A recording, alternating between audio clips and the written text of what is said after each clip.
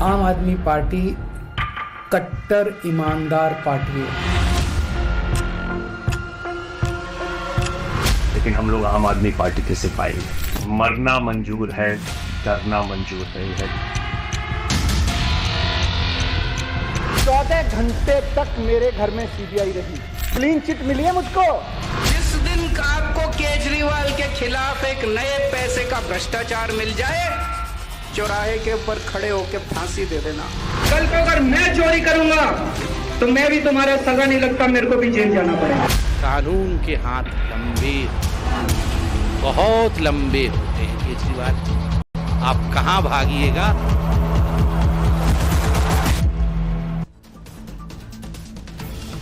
नमस्कार दर्शकों, मैं हूं नाविका कुमार और आप जुड़ रहे हैं मेरे साथ आज एक खास सवाल पब्लिक का शो पर, जिस पर हम लेकर आए हैं आपके लिए एक एक्सक्लूसिव रिपोर्ट जो आपके बस दिमाग की आंख खोल देगी। इंडिया अगेंस्ट करप्शन, आम आदमी का हित, विकल्प की राजनीति, ये वो कुछ स्लोगन थे जिन्हें लेकर अरविंद केजरीवाल ने पब्लिक के बीच उछाला था।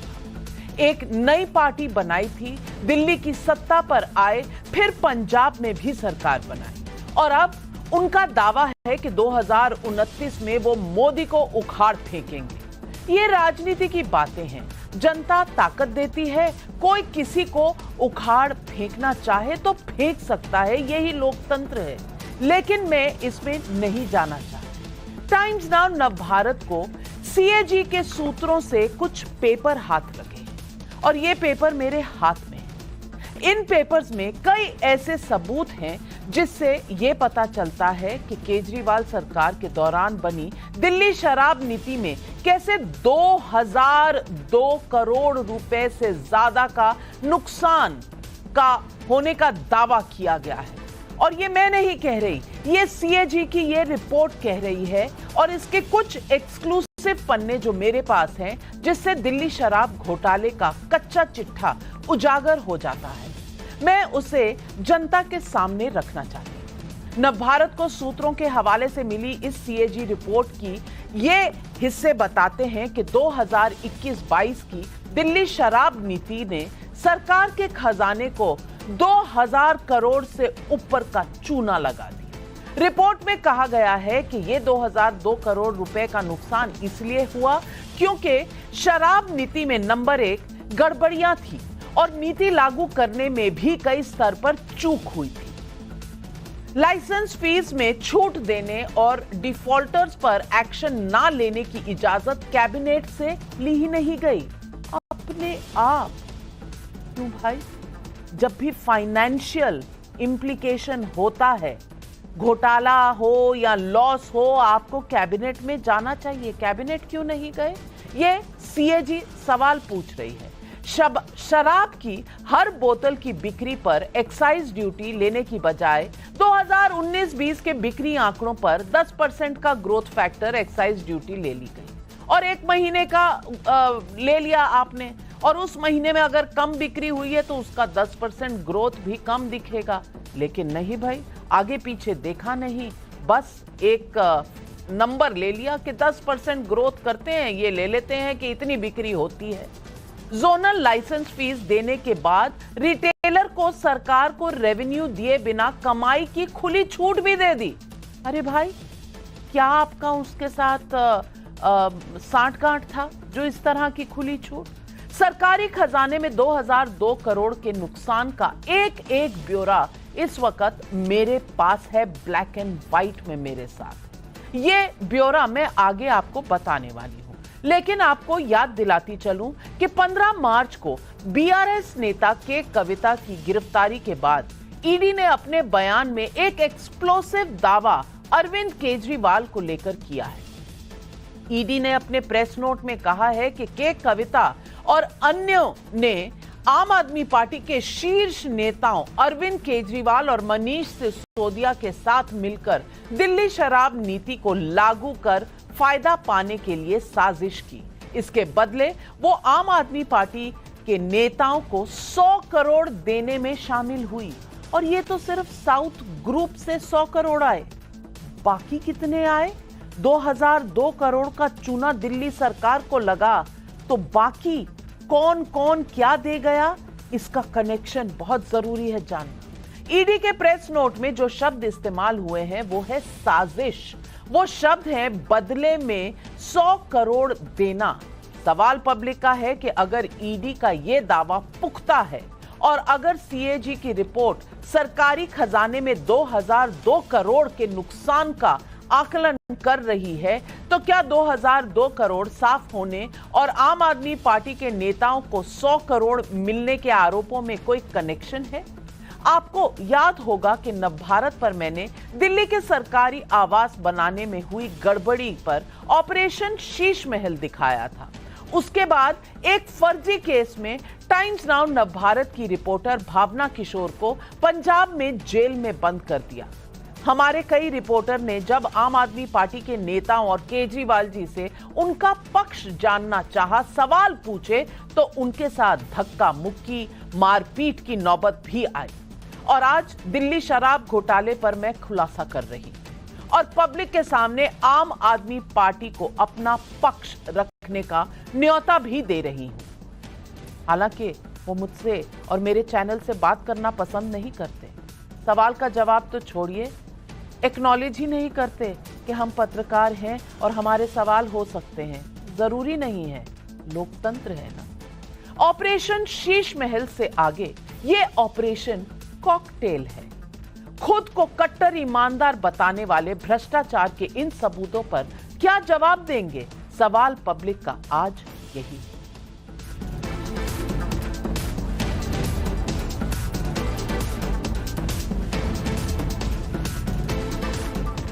एक्सक्लूसिव तौर पर नवभारत को मिली सीएजी रिपोर्ट के कुछ पन्ने बहुत चौंकाने वाले हैं।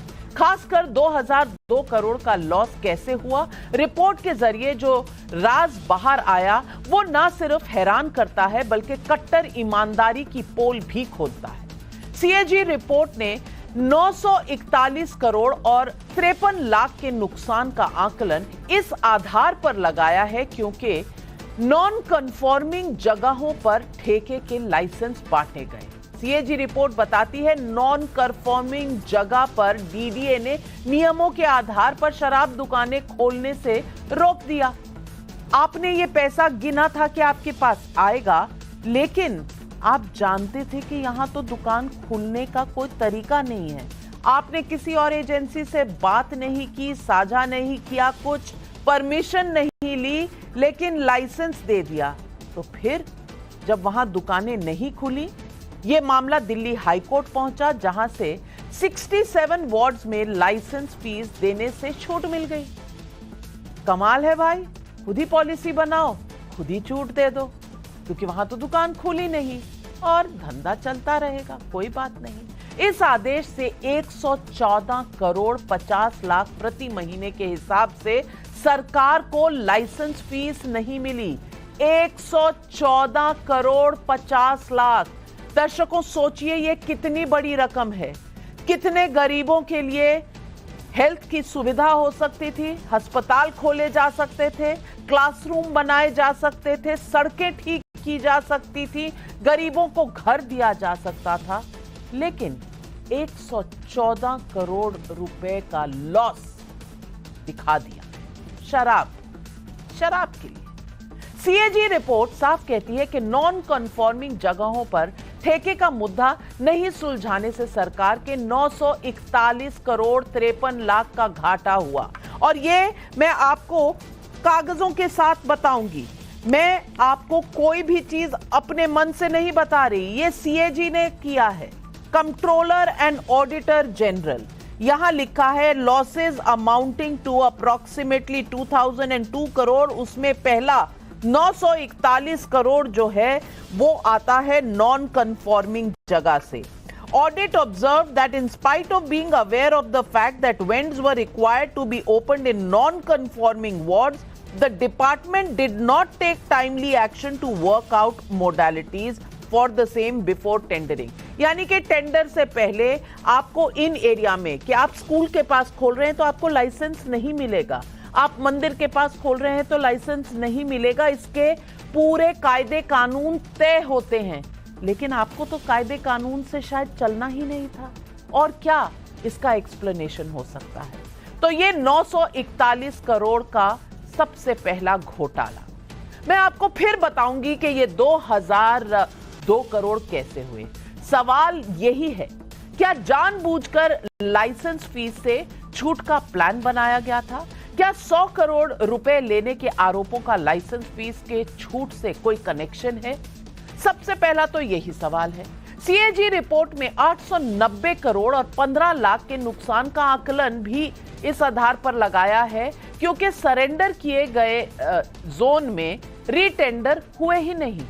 आपने रीटेंडर नहीं किया, यहां पर पूरा खुलासा किया है सीएजी ने, और इसमें कहा है कि आपने excise department suffered a loss of 890 crore on account of license fee from these zones owing to their surrender and failure of the department in retendering। यानी कि कुछ जोन में दुकानें खुली नहीं, लोगों ने लाइसेंस सरेंडर कर दिए, आपने रीटेंडर किया ही नहीं क्योंकि आप तो जोन बना रहे थे फर्जी तौर पर। यही आकलन हो सकता है ना, और क्या आकलन था? और अब सीएजी रिपोर्ट के मुताबिक 2022 में मार्च से जुलाई तक के बीच 19 जोन के लाइसेंस सरेंडर हुए थे, और ये मैं आपको दिखा चुकी हूं कि किस तरह से हुए और रीटेंडरिंग क्यों नहीं हुई। और इस पर सवाल यही उठता है कि रीटेंडर नहीं कराने के पीछे क्या कुछ छुपा हुआ था? 100 करोड़ लेने के जो आरोप ईडी ने लगाए हैं, क्या रीटेंडरिंग नहीं होने से उसका कोई कनेक्शन है? सवाल तीसरा जो आता है, सीएजी रिपोर्ट कहती है कि सरकारी खजाने का 144 करोड़ का नुकसान हुआ क्योंकि कोविड के नाम पर जोनल लाइसेंस फीस में छूट दी गई। सीएजी रिपोर्ट के मुताबिक टेंडर डॉक्यूमेंट में कोविड जैसी छूट देने का प्रावधान नहीं था। एक्साइज एंड फाइनेंस डिपार्टमेंट ने लाइसेंस फीस में छूट देने का विरोध किया था क्योंकि ऐसा कोई भी हक था नहीं सरकार के पास। लेकिन मंत्री ने सब कुछ ओवर रूल करते हुए अपने विभाग के प्रस्ताव को नामंजूर करते हुए ये छूट दे दी। और ये कौन से मंत्री थे, आप खुद सोच लीजिए। ये फाइनेंस डिपार्टमेंट में तो मनीष सिसोदिया जी थे, और ये पूरा ब्यौरा यहां पे दिया हुआ है कि 144 करोड़ किस तरह से नुकसान हो। इसके बाद कहानी यहां खत्म नहीं होती, ये कहानी आगे बढ़ती है क्योंकि सवाल उठते हैं, लाइसेंस फीस में छूट देने में मंत्री का क्या हित था? क्यों दे रहे थे भाई आप लाइसेंस फी? क्योंकि लाइसेंस फीस और सेल्स में कोई बीच का आंकड़ा नहीं था।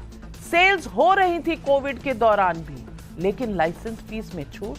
ऐसे में 100 करोड़ आम आदमी पार्टी के नेताओं को मिला, और ये आरोप इस छूट से कुछ जुड़ता है। यही तो इन्वेस्टिगेशन है। अब सीएजी रिपोर्ट एक और बात बता रही है कि 27 करोड़ और नुकसान हुआ, और वो नुकसान हुआ क्योंकि लाइसेंस पाने वालों से कम सिक्योरिटी डिपॉजिट ली गई। अरे भैया ये कैसे? रिपोर्ट के मुताबिक 2 जोन के डिफॉल्टर लाइसेंस होल्डर्स को इसका सीधा फायदा मिले, और यहां पर ये लिखा हुआ है, एक लाइसेंस के डिपार्टमेंट को मिलता है 17 करोड़ का फायदा, दूसरे को मिलता है तकरीबन 9.82 करोड़ का फायदा, यानी कि 27 करोड़ का फायदा आप डिफॉल्टर्स को दिलवा देते हैं। लेकिन चूना लग रहा है टैक्स पेयर के पैसे को, आपको कोई भी कष्ट नहीं होता। सवाल है कि क्या सरकारी खजाने से ज्यादा लाइसेंस पाने वालों का हित देखा गया? क्या 100 करोड़ लेने के आरोपों के तार कम सिक्योरिटी डिपॉजिट से भी जुड़ते हैं? यहां मैं एक और बात बताना चाहती हूं कि सीएजी रिपोर्ट में कम से कम 2 जगह पर कहा गया है कि ऑडिट के लिए कई फाइलें और दस्तावेज मांगी गई, ये फाइलें नहीं दी गई। यह भी कहा गया कि टेंडर के क्रॉस एग्जामिनेशन के लिए टेंडर इवैल्यूएशन कमिटी ने भी ये फाइलें मांगी, उन्हें नहीं दी गई।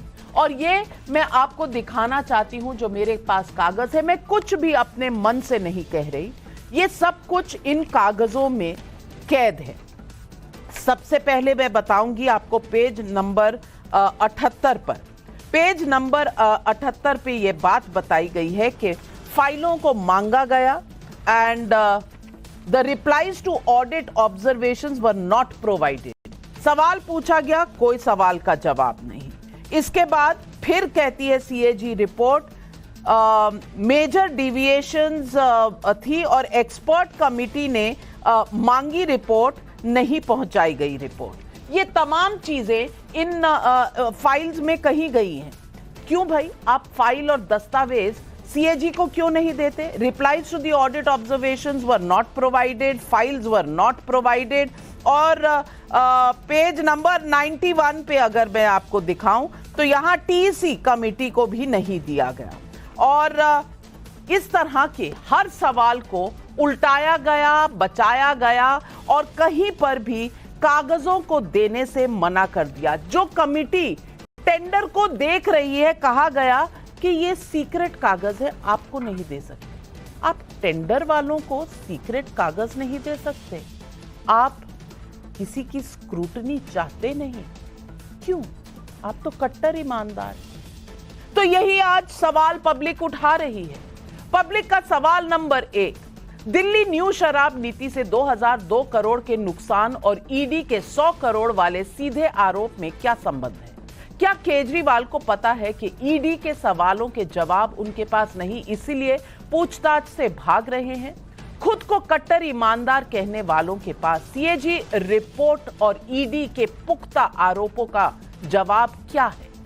क्या विपक्ष के इस आरोप में दम है कि ईडी मोदी सरकार के इशारे पर सिर्फ विपक्ष के नेताओं के खिलाफ ही सबूत जुटाती है? यही है आज सवाल पब्लिक का। और इन सवालों के जवाब देने के लिए आज हमारे साथ जुड़ रहे हैं शहजाद पूनावाला, बीजेपी के राष्ट्रीय प्रवक्ता हैं, रवि श्रीवास्तव जी राजनीतिक विश्लेषक हैं, आम आदमी पार्टी के सपोर्टर हैं, तहसीन पूनावाला जी कांग्रेस पार्टी को सपोर्ट करते हैं, मनोज यादव जी प्रवक्ता है समाजवादी पार्टी के, हर्षवर्धन त्रिपाठी जी वरिष्ठ पत्रकार हैं, मेरे साथ जुड़ रहे हैं। रवि श्रीवास्तव जी, मैं सबसे पहले तो आपसे पूछना चाहती हूं, सीएजी के कागज है और मैं आपको एक और बात बता दूं, ये सीएजी की रिपोर्ट टेबल नहीं कर रहे। क्यों नहीं टेबल कर रहे? जबकि 4 मार्च को ये रिपोर्ट पहुंच चुकी है दिल्ली की सरकार के पास और ये यहां पर रखा हुआ है कि 4 मार्च 2024 को ये रिपोर्ट आ चुकी है। यानी कि ये रिपोर्ट ताजा है, ये रिपोर्ट सब कुछ देख रही है और ये रिपोर्ट एक्साइज पॉलिसी को देख रही है। इस रिपोर्ट में जब 4 मार्च को ये पहुंच चुकी है तो आज 20 मार्च, 2 हफ्ते तक इसको पब्लिक के सामने क्यों नहीं रखा जा रहा? और नंबर 2, अगर कट्टर ईमानदार हैं तो डॉक्यूमेंट, फाइल, कोई भी टेंडर इवैल्यूएशन कमेटी को कागज, दस्तावेज क्यों नहीं दिखाते? दूध का दूध, पानी का पानी क्यों नहीं करते?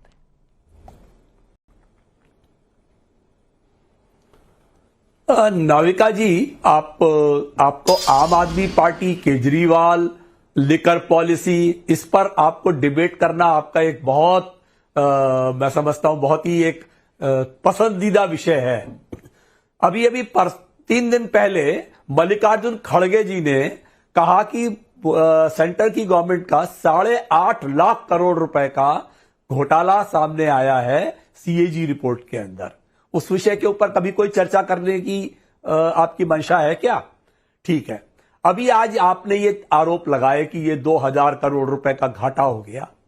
ये घाटे के साथ में आपने ये नहीं बताया कि अगस्त 21 के अंदर जो पॉलिसी इंप्लीमेंट हुई थी वो एलजी के आदेशों से हुई थी। तो एलजी को इसमें क्यों नहीं आप सवाल पूछती हैं? इसमें सिर्फ अरविंद केजरीवाल हर चीज के लिए जिम्मेदार कैसे हो गए? आपने एलजी से सवाल क्यों नहीं पूछे जिन्होंने अप्रूव किया था? अप्रूव करने के बाद उन्होंने परिवर्तन किया कि ये आपने डीडीए और एमसीडी से परमिशन नहीं ली, इसलिए ये घाटा हो गया।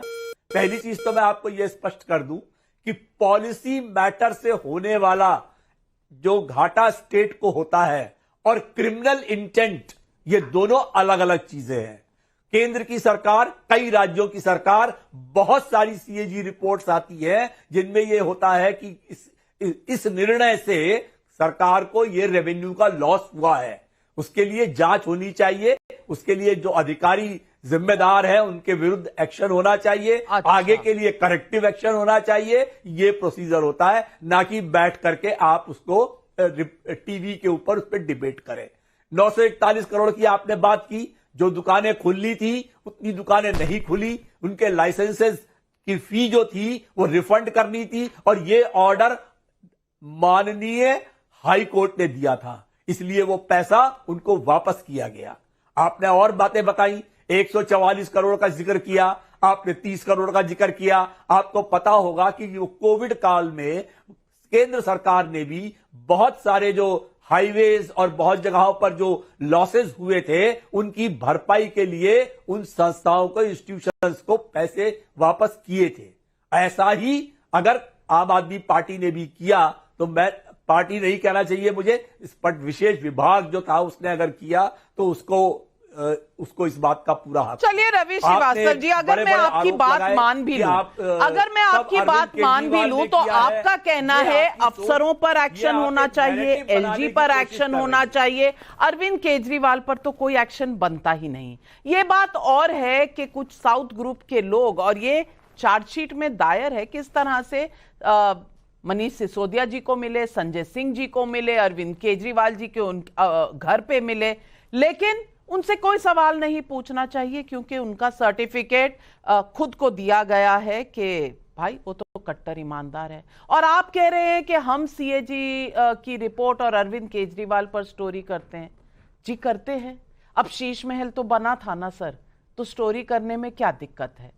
भावना किशोर को उन्होंने बदले में अरेस्ट कर लिया था, बदले में अरेस्ट कर लिया था ना, हमारी आवाज दबाने की कोशिश की थी ना, हमारी आवाज तो दबेगी नहीं, इसीलिए ये 2002 करोड़ का जो सीएजी का कहना है वो मैं निकाल कर ले आई हूं।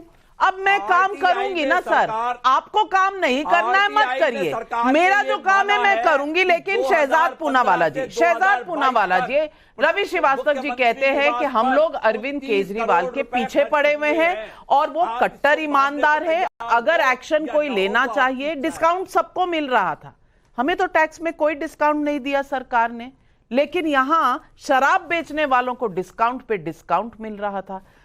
शहजाद पूनावाला जी, क्या दाल में कुछ काला है या नहीं?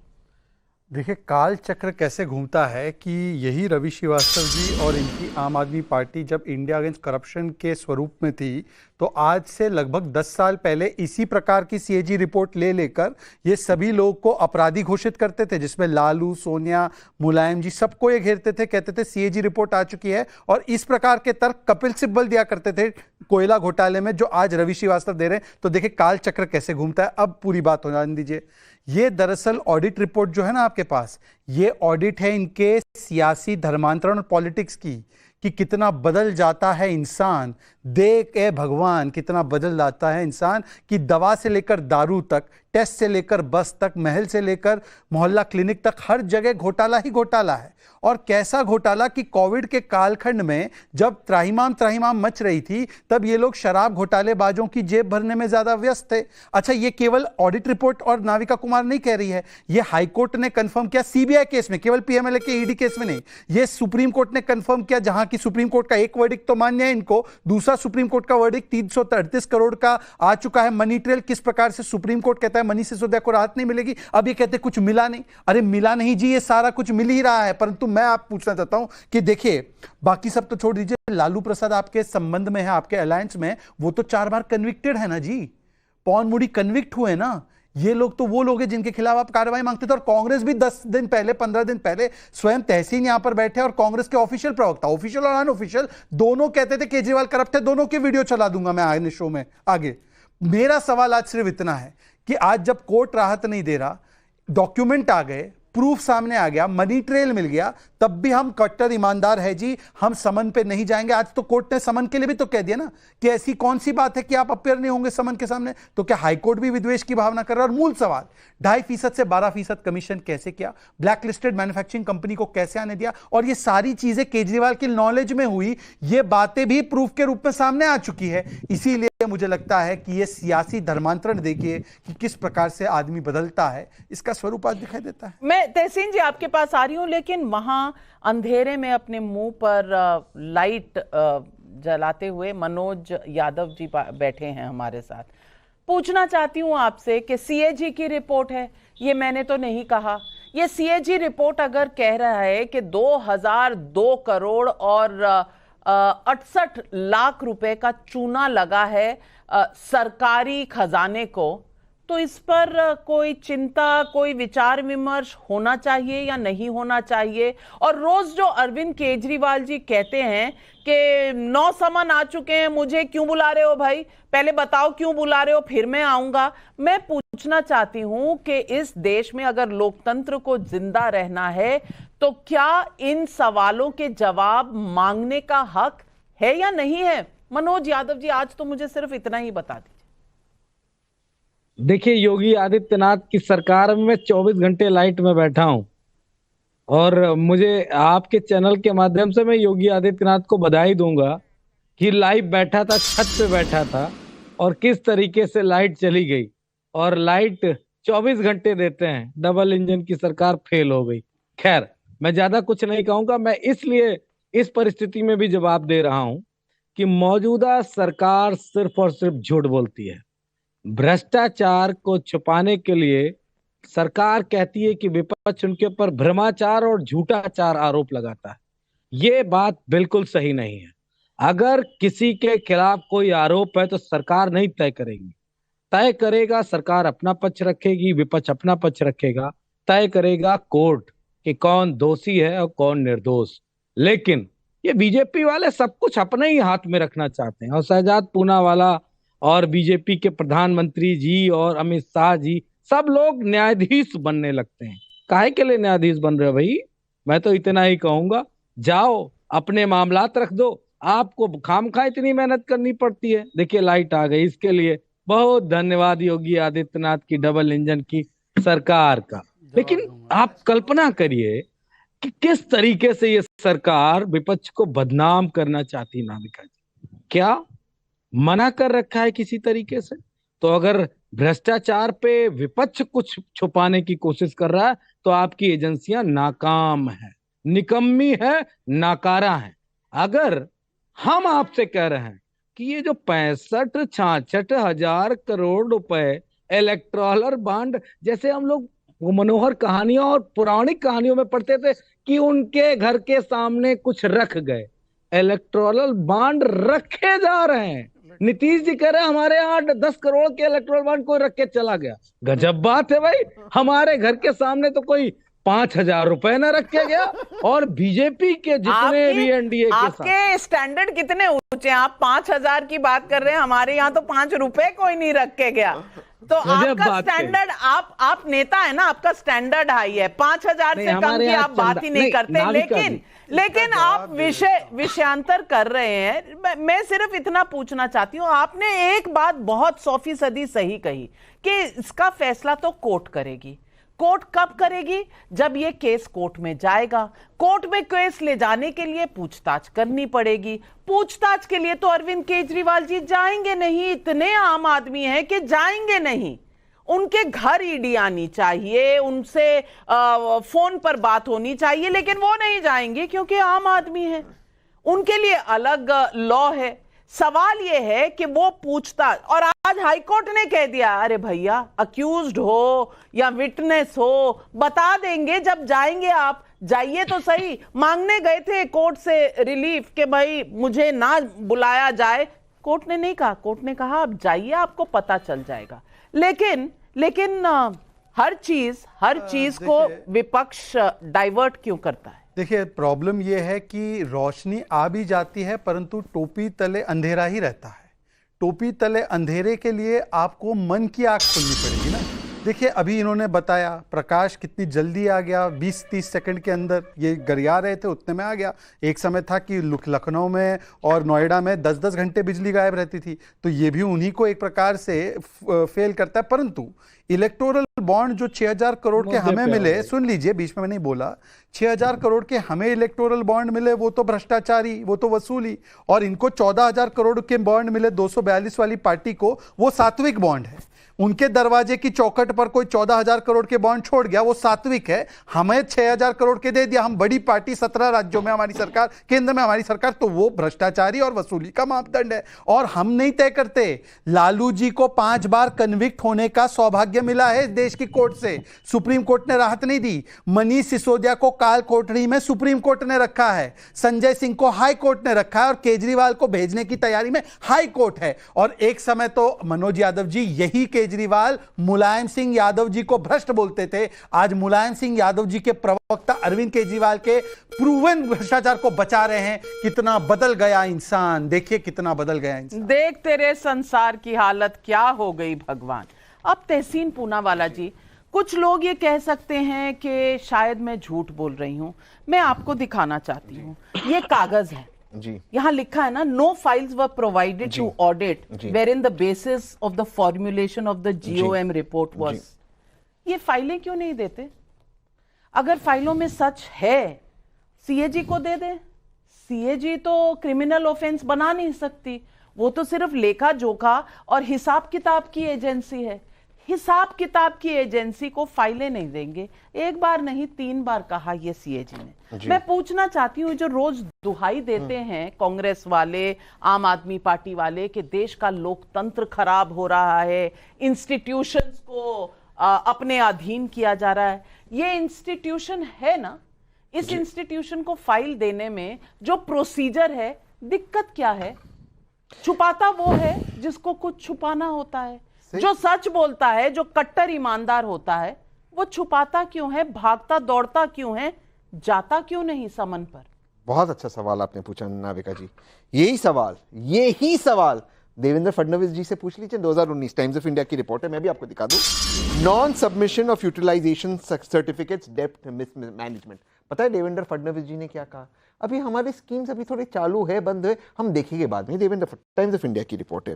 ये भारतमाला प्रोजेक्ट और द्वारका एक्सप्रेस में भी जो घोटाला हुआ, और आयुष्मान भारत में 40% जो अकाउंट है उसमें पैसे नहीं आते, जो भुगतान नहीं हुआ उत्तर प्रदेश में, उस पर माननीय प्रधानमंत्री ने बहुत सख्त कार्रवाई की। टाइम्स ऑफ इंडिया की रिपोर्ट, बहुत सख्त कार्रवाई क्या की? CAG ऑफिसर्स को ट्रांसफर कर डाला। वहां पर क्यों नहीं बोलते? और ये रिपोर्ट आप कह रहे हो कि क्यों अब तक सबमिट नहीं हुई? क्योंकि असेंबली का सेशन ही नहीं हुआ। असेंबली का सेशन होगा अपने आप सबमिट होगा क्या? नहीं सबमिट हो सकते। असेंबली का सेशन, अब तो चुनाव है तो असेंबली सेशन में सबमिट होगा। लेकिन मेरा मूल सवाल इनसे ये है, पुरानी वीडियो और ट्वीट सबके निकलेंगे, ये पुरानी वीडियो का ब्लैकमेल नहीं करना चाहिए। मेरी मूल सवाल ये है, और उसी पर मैं आता हूं कि भाई अगर ये CAG की रिपोर्ट में 1% भी सच्चाई है तो क्या कहती है रिपोर्ट? ये रिपोर्ट ऑलमोस्ट ये कहती है कि परसेप्शनल एक लॉस था, परसेप्शनल लॉस, वो ही जो 2G में था। मैं अपनी बात समाप्त करूं। ये क्या कहती है? जीरो लॉस नहीं, परसेप्शनल लॉस। इसमें कहां बताया गया? ये बता रहे हैं कि देखिए कहीं से या पैसे आने थे, इन्होंने पैसे लिए नहीं, इसलिए लॉस हो गया। ये कोई तर्क होता है क्या CAG का? CAG जो एक्चुअल में लॉस हुआ है, जहां पे टेंडर एक्सप्रेसवे का ऊपर गया है, वहां पर किसी को अरेस्ट नहीं किया। यहां पर परसेप्शनल लॉस कि इनकी दुकान बढ़ानी थी, दुकानें नहीं बढ़ी, तो लॉस कैसे हुआ? बढ़ानी थी, उसका उन्होंने एस्टिमेट किया, नहीं बढ़ी, तो लॉस के पैसे बढ़ानी थी और उसका पैसा आना था, क्योंकि आपने सब मना कर दिया। लेकिन परसेप्शनल लॉस नहीं, तो कुछ आया नहीं, कुछ गया नहीं, तो लॉस हुआ। जहां एक्चुअल टेंडर, जहां एक्चुअल एक्सप्रेसवे का पैसा बढ़ गया, वहां पर वो आप क्यों हंस रहे हैं शहजाद पूनावाला जी? देखिए पहले तहसीन, अब मेरा समय एक एक करके, आप पेशेंट रहिए।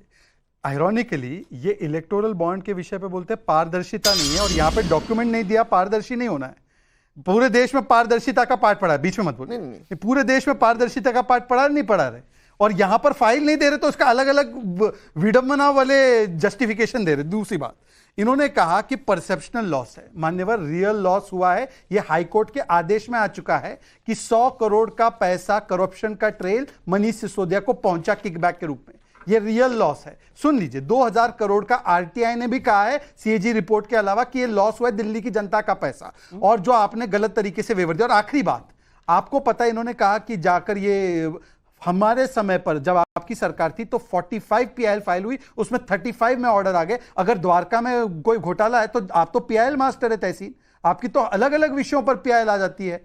कुछ लोग कहते हैं पब्लिसिटी इंटरेस्ट होती है, कुछ लोग पॉलिटिकल इंटरेस्ट बोलते हैं। मैं मानता हूं आप सच्ची चीज करने जाते हैं, तो आपने एक भी पीआईएल नहीं डाली द्वारका पे, अब डाल देते पीआईएल द्वारका पे। सीएजी ने लॉस बताया है और हमने माफ कीजिएगा, कोई महाराष्ट्र की बात कर रहा है, कोई द्वारका की बात कर रहा है। हर्षवर्धन त्रिपाठी जी, हर्षवर्धन त्रिपाठी जी, नहीं मैं आऊंगी। हर्षवर्धन त्रिपाठी जी बोले नहीं। हर्षवर्धन त्रिपाठी जी, कोई कह रहा है परसेप्शन में लॉस हुआ है, असल में लॉस नहीं हुआ है। कोई कह रहा है ये जो 2002 करोड़ बता रही है सीएजी आफ्टर सीएजी, वो परसेप्शन में ही रहते हैं और वो फाइल मांगते हैं तो परसेप्शन वाले परसेप्शन ठीक करने के लिए फाइल नहीं देते। टेंडर इवैल्यूएशन कमिटी फाइल मांगती है, वो नहीं देते। भाई उन्होंने एक्सपर्ट कमिटी बताई थी सजेशंस देने के लिए कि एक्साइज पॉलिसी कैसी, जो उन्होंने कहा उसका बिल्कुल उलट किया। लेकिन ये सब कुछ परसेप्शन की प्रॉब्लम है, आपकी प्रॉब्लम है, मेरी प्रॉब्लम है। वैसे कुछ हुआ नहीं, कुछ भी नहीं हुआ। यही तहसीन पूनावाला पिछली डिबेटों में कहते थे कि हाँ ये तो चोरी हुई है लिकर गेट में, जवाब देना चाहिए। लेकिन आप जवाब लेकिन अब इन दोनों की तालमेल हो गई है। दिल्ली में चुनाव इकट्ठे लड़ना है तो पंजाब में कहां हुई है पर?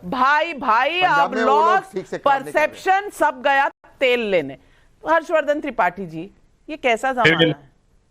नविका जी, सबसे पहले तो ये कि मुझे लगता है कि सचमुच चर्चा हम करते हैं, देश के लोग देख रहे होते हैं, प्रयास करना चाहिए कि कम से कम जिस विषय पर टीवी चैनल पर बुलाया जा रहा है और ये बताया जाता है, ये जब किसी भी विषय पर बुलाते हैं तो उसको बताते हैं, लेकिन बड़ा दुर्भाग्य है कि लोग एकदम से दूसरी दिशा में चल देते हैं। पता नहीं कौन कौन सी राम कहानी बताना शुरू करते हैं, क्या साबित करना शुरू करते हैं, कुछ मन में रट के आते हैं, वही यहां आके बोल देना है।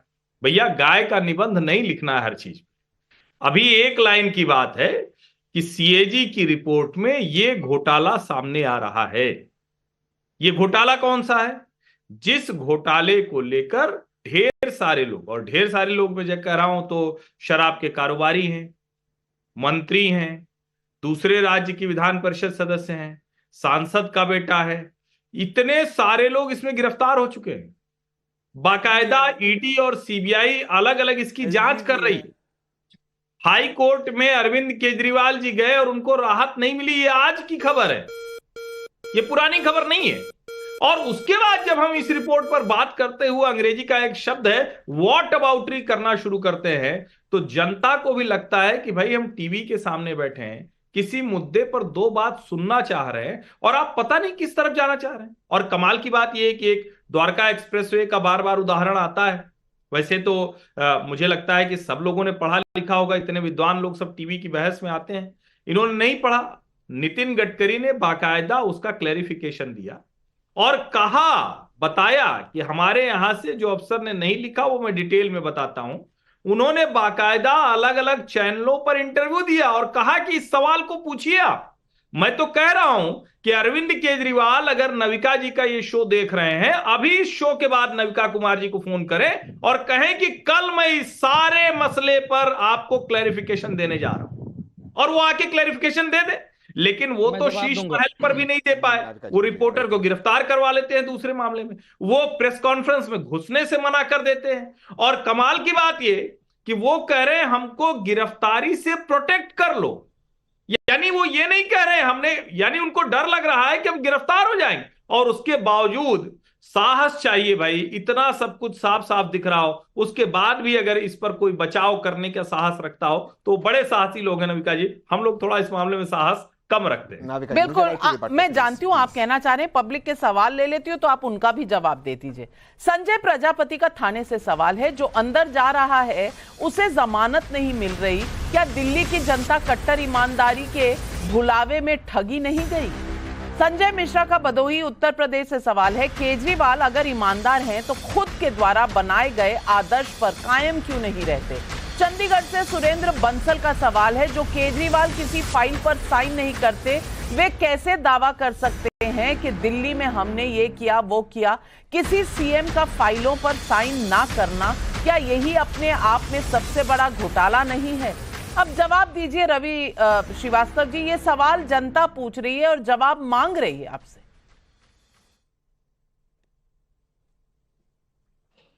देखिए, जनता तो आशीर्वाद दे चुकी है अरविंद केजरीवाल को। 3 बार दिल्ली का मुख्यमंत्री बनाया, एमसीडी के अंदर बहुमत से जिताया, पंजाब में सरकार बनाई, गुजरात में एमएलए जिताए, गोवा में एमएलए जिताए, और भी बहुत जगह पर बहुत सम्मान और प्यार अरविंद केजरीवाल को मिला है। और ये कहना गलत है कि अरविंद केजरीवाल भाग रहे हैं। अरविंद केजरीवाल ने ईडी के साथ और इस भाजपा की भ्रष्ट सरकार के साथ पूरी ताकत से पंजा लड़ाया है। एक ही आदमी यहां पर मुझे दिखाई दे रहा है भारतीय राजनीति के अंदर जिसने सरकार से पंजा लड़ाया है और ईडी को मजबूर कर दिया कि तुम 3 बार कोर्ट में आओ और आके बताओ कि मुझे क्यों बुला रहे हो। तुम जो संबंध भेजते हो उसमें शेड्यूल का कॉलम ब्लैंक। अरविंद केजरीवाल कह रहे हैं उनसे डरते हैं, मोदी किस से डरते हैं? और आप जो इलेक्टोरल बॉन्ड्स और घोटालों की बात करते हैं, तो फिर जनता ने तो प्रधानमंत्री नरेंद्र मोदी को एक बार नहीं 2 बार इतना आशीर्वाद दिया है जिस 30 सालों में किसी को नहीं दिया। तो फिर ये सवाल क्यों उठते हैं? अभी आपके शो पे घोटाला हुआ और सीएजी का फैक्ट चेक अभी रिपोर्ट आएगा। अभी भाजपा के प्रवक्ता ने क्या कहा? 14,000 करोड़ विपक्ष को मिला, इनको 1400 करोड़ बोला, गलती से निकल गया। नहीं 14,000 करोड़, ये माननीय अमित शाह जी ने आप अपना बोलते रहिए। 1400 करोड़ 14,000 करोड़ बोलते रहिए, आप देख लीजिए। और ये बात माननीय अमित शाह जी ने दूसरे शो में भी कहा था। और विपक्ष को बोलिए ना, अपना बोलिए, मैं बोल रहा हूँ ना, टोटल इलेक्टोरल बॉन्ड्स 12,000 करोड़ के रिलीज हुए। मैं जवाब देता हूँ इसका, सुनिए ना। अरे मेरी बात। विनोद वर्मा का पुणे से सवाल है, ईडी के 9 सबन पर केजरीवाल नहीं आए, सीएजी की भी रिपोर्ट आ गई, कब तक भागेंगे केजरीवाल? संतोष सराफ का मंडला मध्य प्रदेश से सवाल है, चलिए मान लेते हैं कि आम आदमी पार्टी की बात मीडिया समझना नहीं चाहती, लेकिन ये लोग अपनी बात कोर्ट को क्यों नहीं समझा पाते? अब यादव जी इसका तो जवाब दे दीजिए। हम नहीं समझ रहे, कोर्ट को समझा देते, कोर्ट से राहत ले लेते, वहां भी नहीं मिला। देखिए नाविका जी, अभी त्रिपाठी जी ने कितनी अच्छी बात कही कि केजरीवाल जी आपको सुबह ही बता देंगे।